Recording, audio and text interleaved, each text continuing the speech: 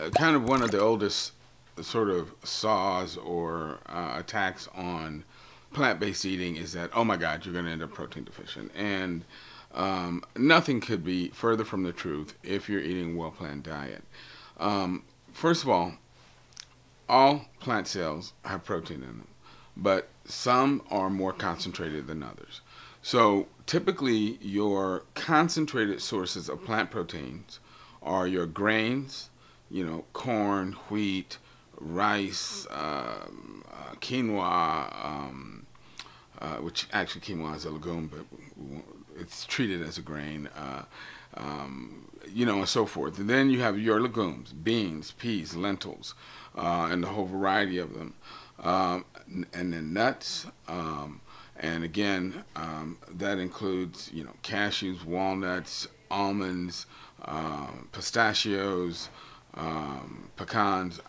All nuts are very good sources of concentrated protein. The one issue with the nuts is that they tend to have higher fat content, so you have to be judicious in your intake. And then you get to your more dilute sources of protein, and those are your vegetables. So you have, your green leafy vegetables, broccoli, kale, cauliflower, carrots, you name it. And then also root vegetables also have protein in them, potatoes, yams, sweet potatoes, turnips, and so forth. But again, those also tend to be more dilute because they have a higher water content.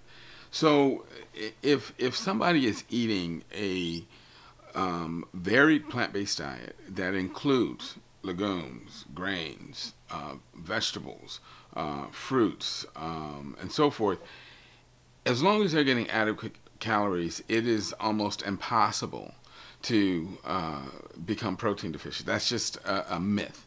Now, I'll say that with one caveat. There has been a few occasions where I've talked to someone who said, oh, I tried to go plant-based or I tried to become a vegetarian, but I found that I had no energy and that I was, weak, and I started losing a lot of weight. And so I asked them, well, what were you eating? And they'll say, well, I was eating a lot of broccoli and stir fry and your salads. Well, the problem with that is that those are vegetables that have very high water content, a lot of fiber, but are not your concentrated calorie and protein sources. I mean, essentially, you can think of that as kind of the food that a rabbit can subsist on, but a human being, because we're such large animals, we need a lot more calories. We need more concentrated protein sources.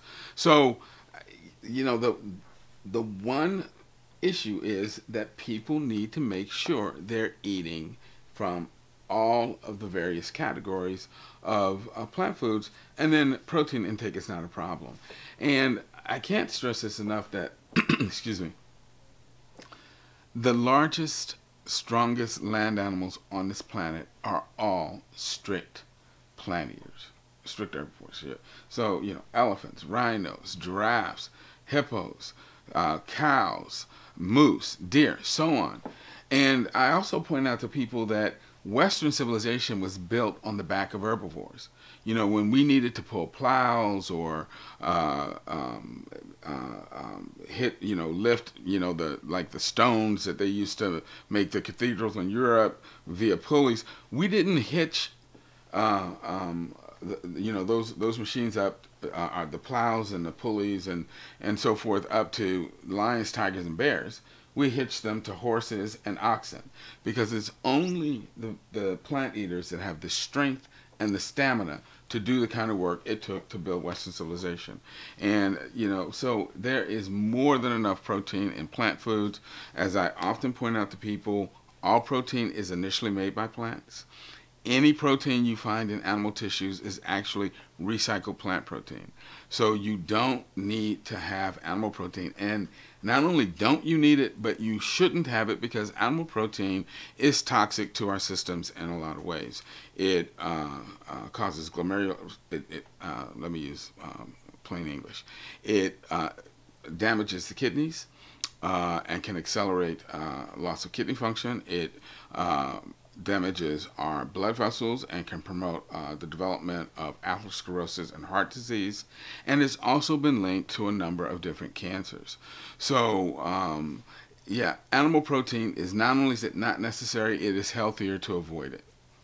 That's awesome. And you said that it's no issue getting enough protein on a plant-based diet? No. I mean, a healthy, balanced plant-based diet gives you more protein than you can use on a daily basis. I mean, it is absolutely not a problem getting your protein on a plant-based diet. Well, what would you say to the people that say that we're designed to consume animal protein? Nothing could be further from the truth.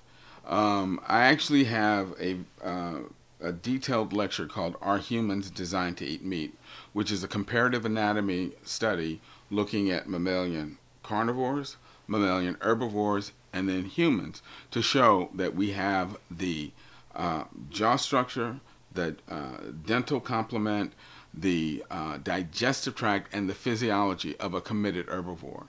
And in fact, it's, as I said before, animal protein actually causes a lot of problems in our physiology if it's ingested over a long period of time, which is why diets that are high in animal foods are associated with higher levels of chronic disease and also earlier death. Around the world, studies show that the more plant-based the diet, the greater the longevity and the lower the risk for, one, all-cause mortality, and two, chronic disease. So absolutely it is not necessary. And to just throw in one more little caveat, turns out 90% of the people that choke to death every year choke to death on meat. And that's because, again, we don't have the pharynx and esophagus and swallowing mechanism that's designed to handle animal tissue. If you actually look at the way carnivores eat, they don't chew. They simply slice off a hunk of meat, bone, hooves, hide, and they swallow it. And they have such intense corrosive digestive acids that they can dissolve this stuff with no problem. All herbivores, on the other hand, have to chew their food. And the reason is that herbivores, and such as humans, we have enzymes in our saliva that as we chew the food, it starts the process of digestion as we're chewing. And humans, we have an enzyme called salivary amylase, which is designed to break down plant starch. And as we're chewing, that process starts, and it's completed as the food travels through our digestive tract. So the fact that we chew is the sine qua non of being a plant eater.